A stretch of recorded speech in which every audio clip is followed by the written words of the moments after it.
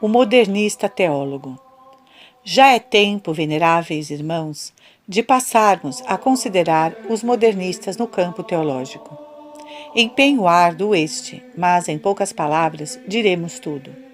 O fim a alcançar é a conciliação da fé com a ciência, ficando, porém, sempre incólume a primazia da ciência sobre a fé. Neste assunto, o teólogo modernista se utiliza dos mesmos princípios da imanência e do simbolismo. Eis com que rapidez ele executa sua tarefa. Diz o filósofo que o princípio da fé é imanente. Acrescenta o crente que este princípio é Deus. Conclui, pois, o teólogo: logo Deus é imanente no homem. Disso se conclui a imanência teológica. Outra adaptação. O filósofo tem por certo de que as representações da fé são puramente simbólicas. O crente afirma que o objeto da fé é Deus em si mesmo. Conclui, pois, o teólogo: logo, as representações da realidade divina são simbólicas. Segue-se daqui o simbolismo teológico. São erros enormes, deveras. E quanto sejam perniciosos, vamos ver de um modo luminoso, observando-lhes as consequências. E para falarmos desde já do simbolismo, como os símbolos são? Símbolos com relação ao objeto, instrumentos com relação ao crente.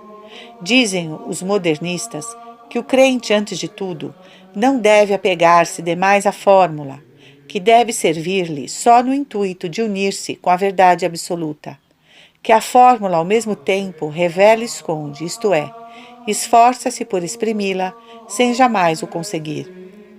Querem, em segundo lugar, que o crente use de tais fórmulas tanto quanto lhe forem úteis, porquanto elas são dadas para auxílio e não para embaraço. Salvo, porém, o respeito que por motivos sociais se deve às fórmulas pelo público magistério julgadas aptas para exprimir a consciência comum, e enquanto o mesmo magistério não julgar de outro modo. Quanto à imanência, é na verdade difícil indicar o que pensam os modernistas, pois há entre eles diversas opiniões. Uns fazem-na consistir em que Deus, operando no homem, está mais intimamente no homem do que o próprio homem em si mesmo. E esta afirmação, sendo bem entendida, não merece censura. Pretendem outros que a ação divina é uma e a mesma com a ação da natureza, como a causa primeira com a causa segunda. E isto já destruiria a ordem sobrenatural. Outros explicam-na, enfim, em um sentido que tem ressaibos de panteísmo, e estes, a falar a verdade, são mais coerentes com o restante das suas doutrinas. A este postulado da imanência, ainda outro se acrescenta, que pode ser chamado da permanência divina. Estes, entre si, diferem do mesmo modo como a experiência privada difere da experiência transmitida por tradição. Esclareçamos isto com um exemplo, e seja ele tirado da Igreja e dos Sacramentos. Não se pode crer, dizem, que a Igreja e os Sacramentos foram instituídos pelo próprio Cristo. Isto não é permitido pelo agnosticismo, que em Cristo não vê mais do que um homem, cuja consciência religiosa, como a de qualquer outro homem, pouco a pouco se formou. Não o permite a lei da imanência, que não admite, como eles se exprimem, externas aplicações. Proíbe-o também a lei da evolução, que para o desenvolvimento dos germes requer tempo e uma certa série de circunstâncias. Proíbe-o, enfim, a história, que mostra que tal foi realmente o curso dos acontecimentos. Todavia, deve admitir-se que a Igreja e os sacramentos foram mediatamente instituídos por Cristo. Mas, de que modo? Todas as consciências cristãs, é assim que eles o explicam, estavam virtualmente incluídas na consciência de Cristo como a planta na semente. Ora, como os rebentos vivem a vida da semente, assim também afirma-se, deve que todos os cristãos vivem a vida de Cristo. Mas a vida de Cristo, segundo a fé, é divina. Logo também a vida dos cristãos.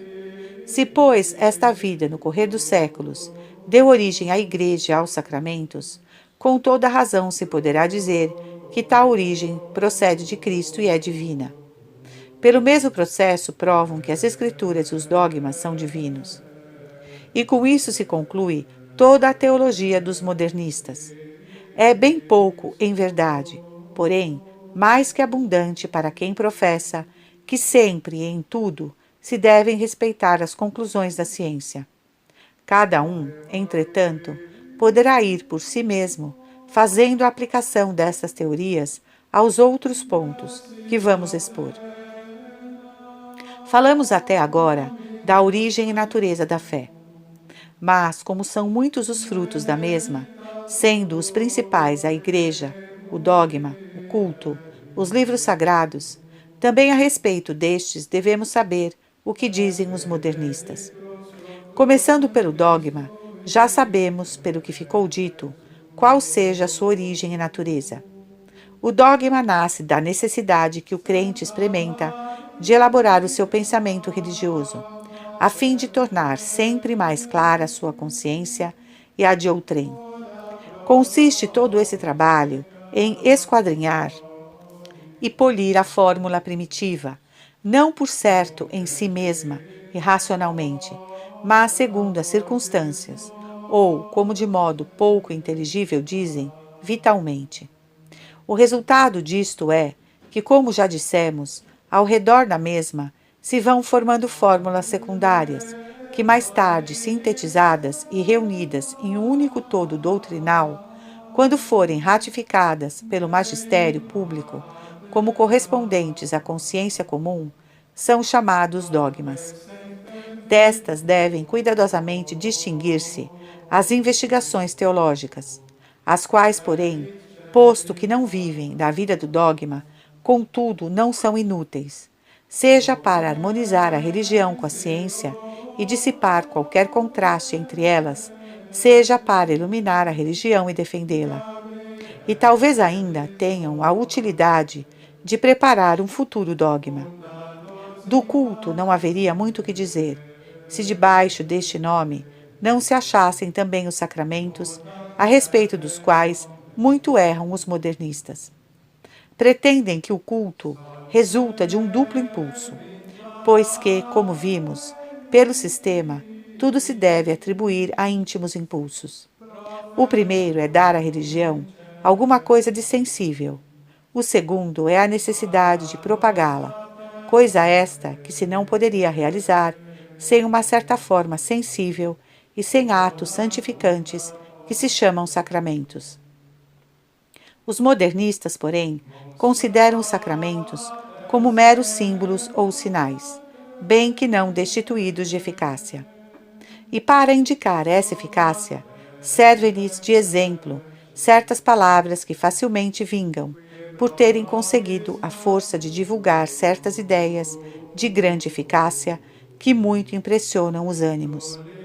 E assim como aquelas palavras são destinadas a despertar as referidas ideias, assim também o são os sacramentos, com relação ao sentimento religioso. Nada mais do que isto.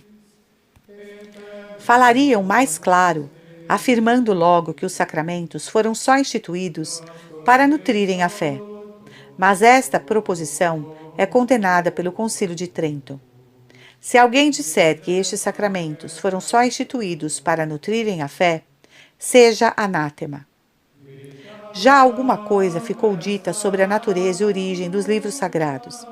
Segundo a mente dos modernistas, bem se pode defini-los uma coleção de experiências, não por certo das que de ordinário qualquer pessoa adquire, mas das extraordinárias e das mais elevadas que se tem dado em uma qualquer religião. É precisamente isto que os modernistas ensinam dos nossos livros do Antigo e Novo Testamento. Todavia, a estas suas opiniões, muito astutamente acrescentam que, embora a experiência deve ser do tempo presente, pode assim mesmo receber matéria do passado e do futuro, enquanto o crente, pela lembrança, revive o passado como se fora o presente, ou já vive do futuro por antecipação. Deste modo se explica porque os livros históricos e apocalípticos são computados entre os livros sagrados. Assim, pois, nestes livros, Deus fala por meio do crente, mas, como diz a teologia modernista, só por imanência e permanência vital. Perguntar-lhes-emos, pois, que é feito da inspiração? Respondem-nos que ela, a não ser talvez por uma certa veemência, não se distingue da necessidade que o crente experimenta de manifestar vocalmente ou por escrito a própria fé. Nota-se aqui certa semelhança com a inspiração poética, e neste sentido um deles dizia: Deus está entre nós, e agitados por ele nós nos inflamamos. Deste modo é que se deve explicar a origem da inspiração dos livros sagrados. Sustentam ainda os modernistas que a nenhuma passagem destes livros falta essa inspiração. Neste ponto, alguém poderia julgá-los mais ortodoxos do que certos exegetas recentes que em parte restringem a inspiração, como, por exemplo, nas tais citações tácitas. Mas isto não passa de aparências e palavras. De fato, se segundo as leis do agnosticismo, consideramos a Bíblia um trabalho humano, feito por homens para utilidade de outros homens, seja embora lícito ao teólogo apelidá-la de divina por imanência, de que modo poderia restringir-se nela a inspiração? Tal inspiração de fato admitem-na os modernistas, não porém no sentido católico. Maior extensão de matéria nos oferece o que os modernistas afirmam da Igreja. Pressupõem que ela é fruto de uma dupla necessidade, uma no crente, principalmente naquele que, tendo tido alguma experiência original e singular, precisa comunicar a outrem a própria fé. Outra na coletividade, depois que a fé se tornou comum a muitos, para se reunir em sociedade e conservar, dilatar e propagar o bem comum. Que é, pois, a Igreja? É um parto da consciência coletiva, isto é, da coletividade das consciências individuais, que, por virtude da permanência vital, estão todas pendentes do primeiro crente, que para os católicos foi Cristo. Ora, toda sociedade precisa de uma autoridade que a reja e cujo mistério seja dirigir os membros para o fim comum e conservar com prudência os elementos de coesão. Em uma sociedade religiosa, são a doutrina e o culto. Há, por isso, na Igreja Católica, uma tríplice autoridade: disciplinar, dogmática e cultural. A natureza desta autoridade deve ser deduzida de sua origem, e da natureza, por sua vez, devem coligir-se os direitos e os deveres. Foi erro das eras passadas pensar-se que a autoridade da Igreja emanou de um princípio estranho, isto é, imediatamente de Deus, e por isso, com razão, era ela considerada autocrática. Essas teorias, porém, já não são para os tempos que correm. Assim como a Igreja emanou da coletividade das consciências, a autoridade emana virtualmente da mesma Igreja. A autoridade, portanto, da mesma sorte que a Igreja, nasce da consciência religiosa e, por esta razão, fica dependente da mesma. E se faltar a esta dependência, torna-se tirânica. Nos tempos que correm, o sentimento de liberdade atingiu o seu pleno desenvolvimento. No Estado civil, a consciência pública quis um regime popular. Mas a consciência do homem, assim como a vida, é uma só. Se, pois, a autoridade da Igreja não quer suscitar e manter uma intestina guerra nas consciências humanas, há também mister curvar-se a formas democráticas, tanto mais que, se o não quiser, a hecatombe será iminente. Loucura seria crer que o vivo sentimento de liberdade, ora dominante, retroceda. Reprimindo e enclausurando com violência, transbordará mais impetuoso, destruindo conjuntamente a religião e a Igreja.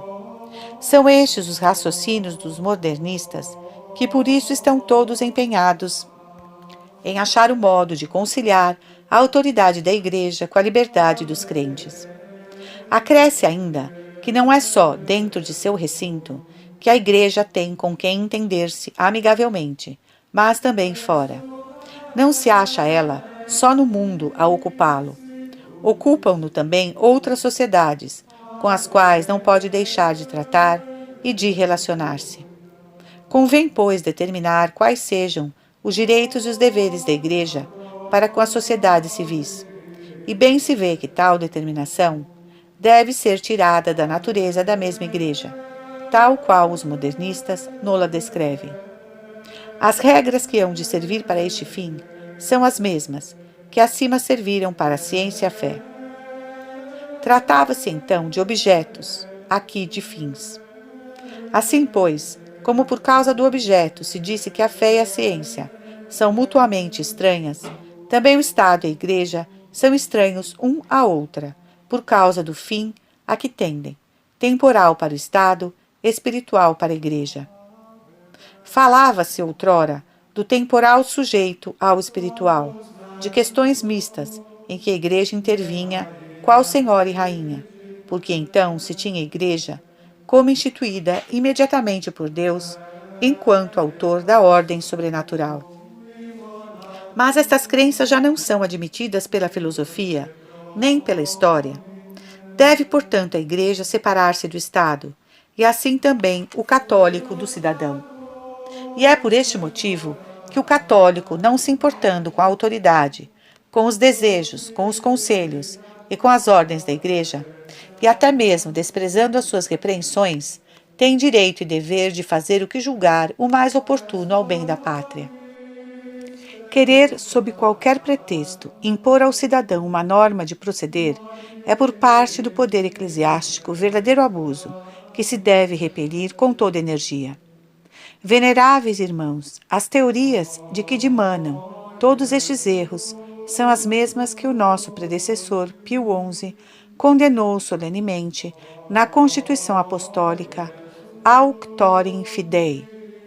A proposição que afirma que o poder foi dado por Deus à Igreja para que fosse comunicado aos pastores, que são os seus ministros, para a salvação das almas, entendida no sentido de que o poder do ministério e regime eclesiástico passa da comunidade dos fiéis para os pastores, é heresia. Também aquele que afirma que o Romano Pontífice é chefe ministerial, entendida no sentido de que, não de Cristo na pessoa do bem-aventurado Pedro, mas da Igreja, recebeu como sucessor de Pedro, verdadeiro vigário de Cristo e chefe de toda a Igreja, é herética. No entanto, a escola dos modernistas não basta que o Estado seja separado da Igreja. Assim, como a fé deve subordinar-se à ciência quanto aos elementos fenomênicos, assim também nas coisas temporais, a Igreja tem que se sujeitar ao Estado. Isto não afirmam, talvez, muito abertamente, mas, por força do raciocínio, são obrigados a admiti-lo. Em verdade, admitido que o Estado tem absoluta soberania em tudo o que é temporal, se suceder que o crente, não satisfeito com a religião do Espírito, se manifeste com atos exteriores, como, por exemplo, receber ou administrar os sacramentos, isso já deve necessariamente cair sob o domínio do Estado. Postas as coisas neste pé, para que servirá a autoridade eclesiástica? Visto que esta não tem razão de ser sem os atos externos, estará em tudo e por tudo sujeita ao poder civil. É esta inelutável consequência que leva muitos dentre os protestantes liberais a desembaraçar-se de todo o culto externo e até de toda a sociedade religiosa externa, procurando pôr em voga uma religião que chamam individual. Isso os modernistas, desde já, não se atiram francamente a esses extremos, insistem pelo menos em que a Igreja se deixe espontaneamente conduzir por eles até onde pretendem levá-la e se amolde às formas civis. Isto quanto à autoridade disciplinar.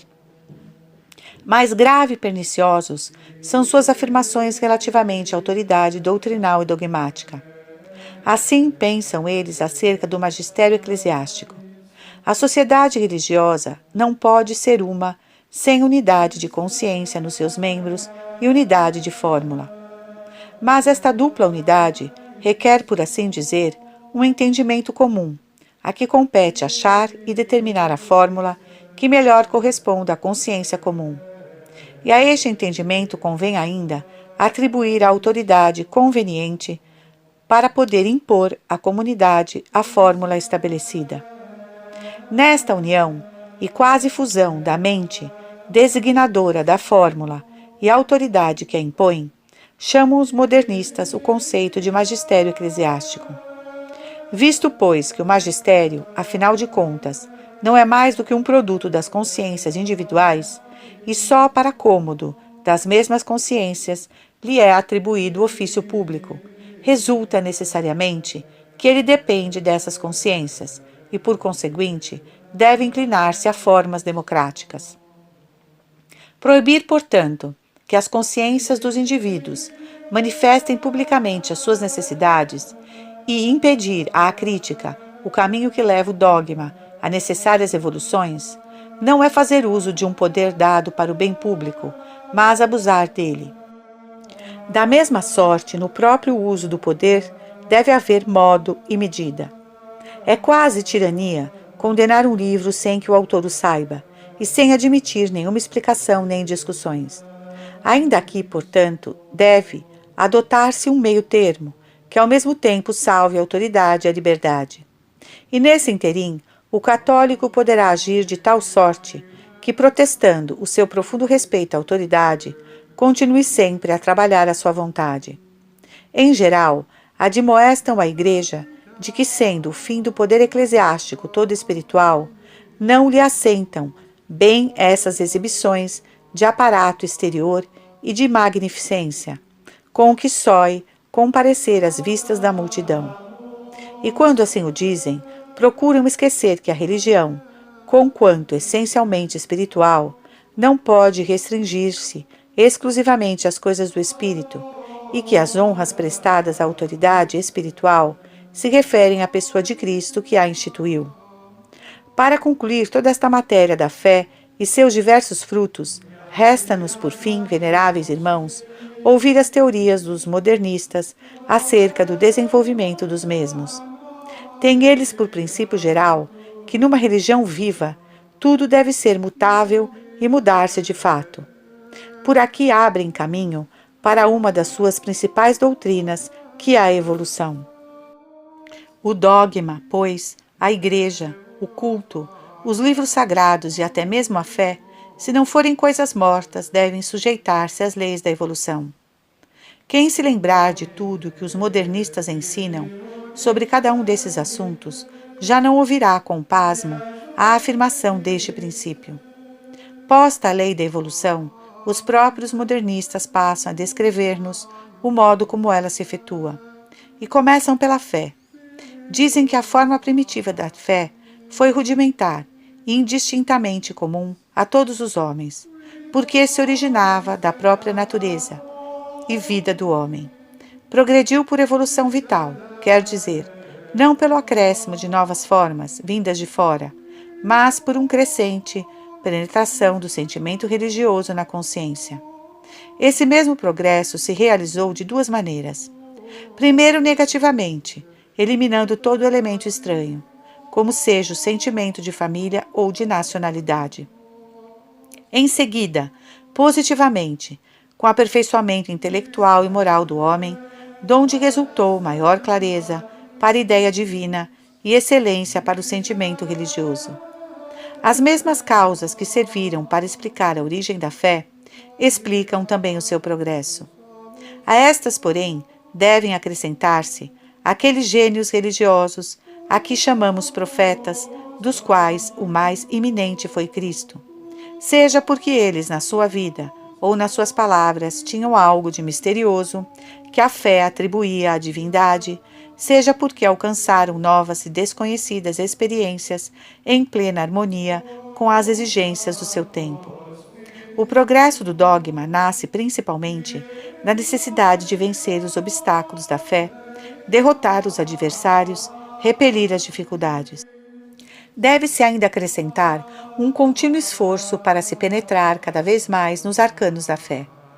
Deixando de parte outros exemplos, assim sucedeu com Cristo. Aquilo de divino que a fé a princípio lhe atribuía, foi-se gradualmente aumentando até que definitivamente foi dito por Deus. O principal estímulo de evolução para o culto é a necessidade de se adaptar aos costumes e tradições dos povos e bem assim de gozar da eficácia de certos atos já admitidos pelo uso. A Igreja acha finalmente a razão do seu evoluir na necessidade de se acomodar às condições históricas e às formas do governo publicamente adotadas. Isto dizem os modernistas de cada um daqueles princípios. E aqui, antes de passarmos adiante, queremos insistir em que se atende nessa doutrina das necessidades, porque ela, além do que já vimos, é como que a base e o fundamento desse famoso método que chamam histórico.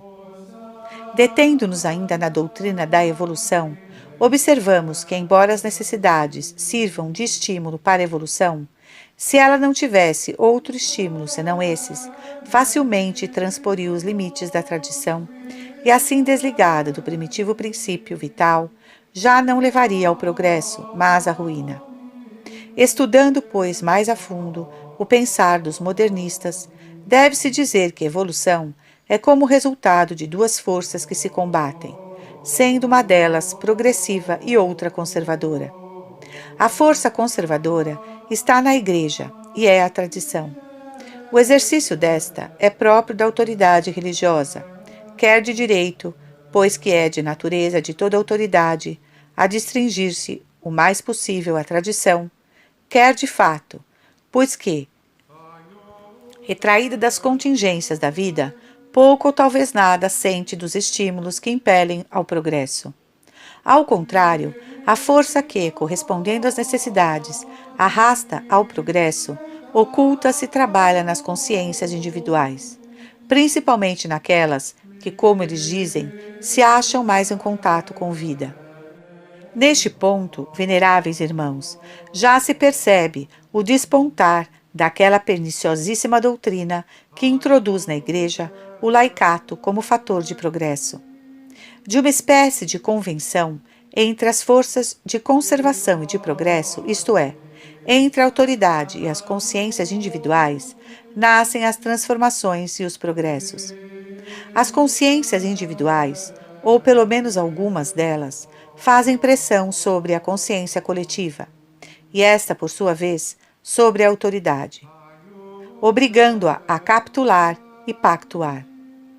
Admitido isto, não é de admirar ver-se como os modernistas pasmam por serem admoestados ou punidos. O que se lhes imputou como culpa consideram um dever sagrado. Ninguém melhor do que eles conhecem as necessidades das consciências, porque são eles, e não a autoridade eclesiástica, os que se acham mais em contato com elas. Julgam quase ter em si encarnadas todas essas necessidades, daí a persuasão que têm de falar e escrever sem medo. Nada se lhes dá das censuras da autoridade, porque se sentem fortes com a consciência do dever, e por íntima experiência sabem que merecem aplausos e não censuras. Nem tampouco ignoram que os progressos não se alcançam sem combates, nem há combates sem vítimas, como foram os profetas e Cristo. Ainda que a autoridade os maltrate, não a odeiam.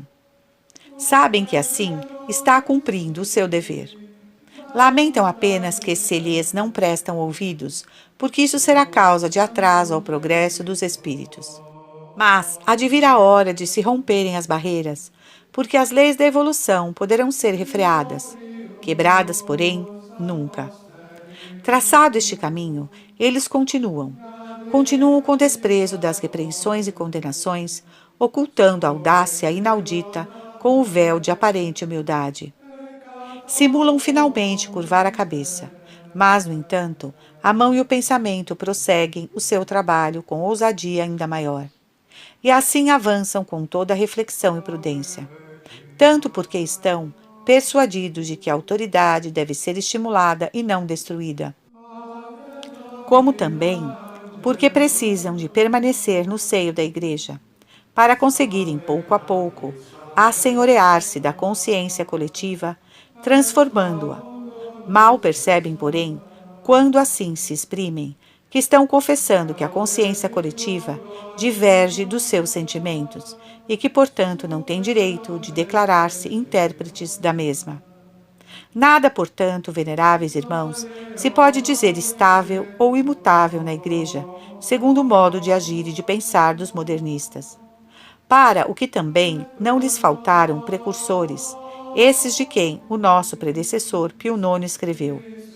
Estes inimigos da revelação divina, que exaltam com os maiores louvores o progresso humano, desejariam com temerário e sacrílego atrevimento introduzi-lo na religião católica, como se a mesma não fosse obra de Deus, mas obra dos homens, ou algum sistema filosófico que se possa aperfeiçoar por meios humanos. Encíclica Qui Pluribus, 9 de novembro de 1846. Acerca da revelação particularmente e do dogma, os modernistas nada acharam de novo, pois sua mesma doutrina, antes deles, já fora condenada no sílabo de Pio IX nesses termos. A divina revelação é imperfeita e por isso está sujeita a contínuo e indefinido progresso, correspondente ao da razão humana. Sílabo Prop. 5. E mais solenemente ainda, a proscreve o Concílio Vaticano I por essas palavras. A doutrina da fé por Deus revelada não é proposta à inteligência humana para ser aperfeiçoada, como uma doutrina filosófica, mas é um depósito confiado à pessoa de Cristo para ser guardado com fidelidade e declarado com infalibilidade. Segue-se, pois, que também se deve conservar sempre aquele mesmo sentido dos sagrados dogmas, já uma vez declarado pela Santa Mãe Igreja. Nem se deve jamais afastar daquele sentido sob pretexto e em nome de mais elevada compreensão. Dei Filhos, capítulo 4. De maneira alguma poderá seguir-se daí que fique impedida a explicação dos nossos conhecimentos, mesmo relativamente à fé. Ao contrário, isto a auxilia e promove. Nesse sentido é que o concílio prossegue dizendo: cresça, pois, e com ardor progrida a compreensão, a ciência, a sapiência, tanto de cada um como de todos, tanto de um só homem como de toda a Igreja, com o passar das idades e dos séculos, mas no seu gênero somente, isto é, no mesmo dogma, no mesmo sentido, no mesmo parecer.